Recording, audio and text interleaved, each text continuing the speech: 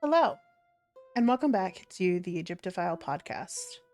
I'm your host, Eris, and today we are going to be discussing the infamous Imhotep, a man so famous that Hollywood made him the star of not one, but three mummy movies.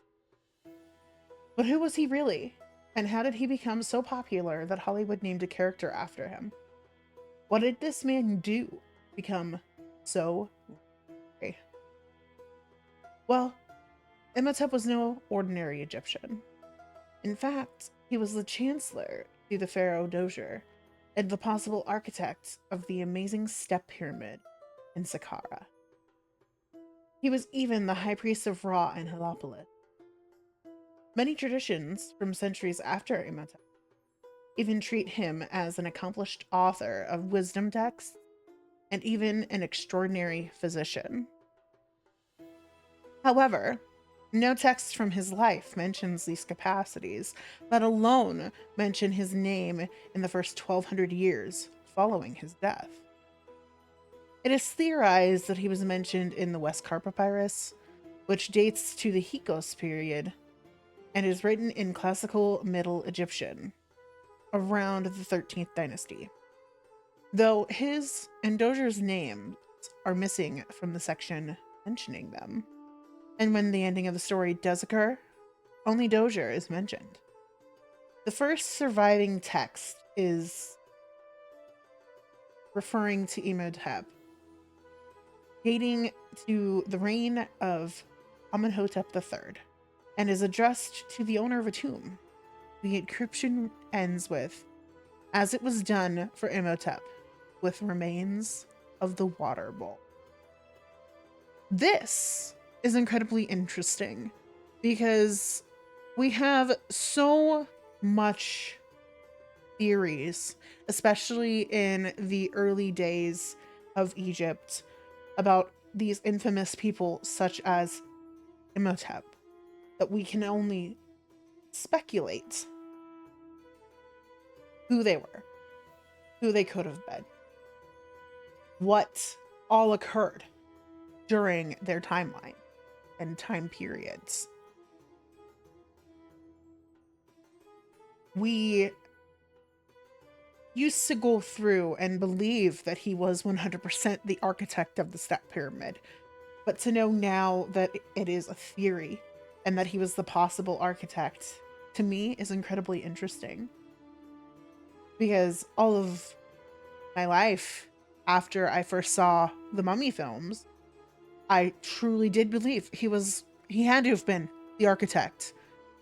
And now, knowing that it's just a theory, always boggles my mind. And to know that his name is not even fully mentioned until almost 1200 years after his death is also incredibly interesting, because how do we know he even existed? How do we know that the Imhotep that is mentioned in this inscription is the Imhotep of Dozier's time period? We can only theorize. While we do not know much about Imhotep, we do know his name means he who comes in peace, which I always found hilarious because in both Boris Karloff's The Mummy and The Mummy starring Brendan Fraser and Rachel Weisz, Imhotep is portrayed as a villain who is not peaceful.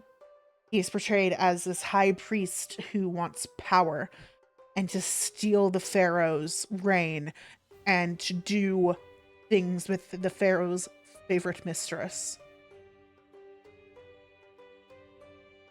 We also know that he was one of the chief officials to Pharaoh Dozier, and he may have even been the king's twin brother. However, scholars believe he was probably just the king's confidant or even childhood friend. His life was important, but his death would see his rise to deification, as well as his name and Ka remembered for years to come. 2,000 years after his death, Imhotep was deified to a god of medicine and healing. He is often equal with Thoth, who is the god of architecture, math, medicine and the patron god of scribes. He was revered in Thebes as a brother of Amenhotep, who was another deified architect, much like Imhotep was a deified architect. The Greeks equated Imhotep with Asclepios, their own god of health who had been a deified mortal. According to Imhotep's deity story, he is the son of a mortal called Karethupe, a demigoddess who is the daughter of Benjetepet. He is also known as the son of Ptah, whose mother is often claimed to be Sekhmet. This has always interested me because for most of my life, I truly believed that only the Greeks and the Romans had, demigods who were children of the gods, but not, rulers and whatnot. And to know that they have humans that get deified up into their own godlike status was an incredibly interesting part of my research. And it is also interesting to see that we have cases of this occurring so much, because even nowadays you see just normal everyday people get raised to sainthood, which is, while not equivalent to being raised into a god, it's pretty close, and it's a very interesting viewpoint. And all of that happening back in ancient Egyptian times was an almost rare occurrence.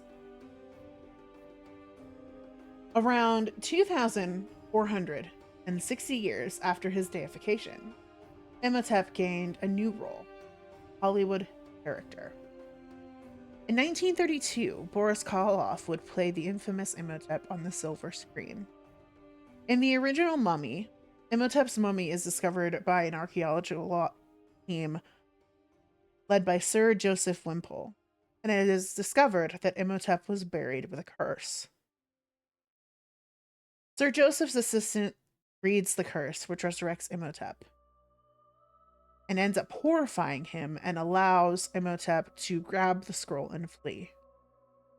For the next 10 years, Imhotep wanders through society looking for a vessel to help him resurrect his dead lover, Anaxinamun. 67 years later, Arnold Vosloo would fill Boris Karloff's shoes and become Imhotep in the 1999 film of the same name. This film has the same plot as the former. However, it is Brendan Fraser's Rick O'Connell, Rachel Weisz's Evelyn Carnahan, and Jonathan Carnahan, who stumble upon Imhotep's cursed mummy. And it is Evelyn who reads the curse aloud to resurrect Imhotep from his cursed afterlife, to continue his quest to resurrect his beloved Cinnamon. The ties between the mummy's curse in these films is an amazing tie into how we view it when it came to King Tut and discovering his tomb. Because, of course, Lord Carnarvon ends up getting sick and passing away a few months after he discovers King Tut's tomb, or helps discover King Tut's tomb. I always found that little tie-in interesting because not a lot of people are able to go through and put that in to a movie as well as the Mummy films did. While the Mummy films are not historically accurate, as someone who adores Egypt, I truly believe that these films are an amazing gateway into researching the Egyptians' names mentioned in the films. Like Imhotep, Anaxinamun, Nefertiti, Seti I, the historical places like Karnak, Thebes, Cairo. These things, as well as the historical time periods that happen, such as the 18th dynasty, or when you're bringing in the myths surrounding the tombs, such as the mummy's curse.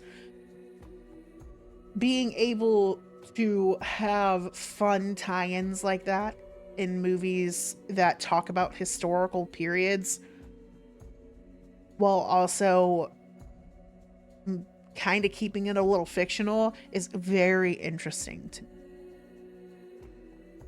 And when done correctly, it can birth new interests. Like in my case, where I watched the films and now I'm enamored with everything Egypt related. Overall, Imhotep's name is not one I will forget in my lifetime. Both his real life and fictional existence have always been at the forefront of my mind, and every time I say his name, I cannot help but do the same chant Jonathan does from the 1999 film.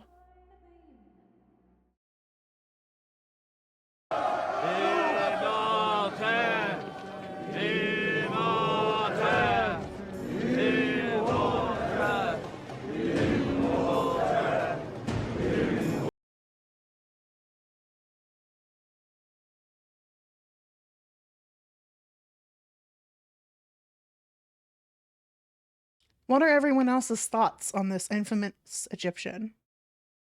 Do you think he was worthy of becoming a god?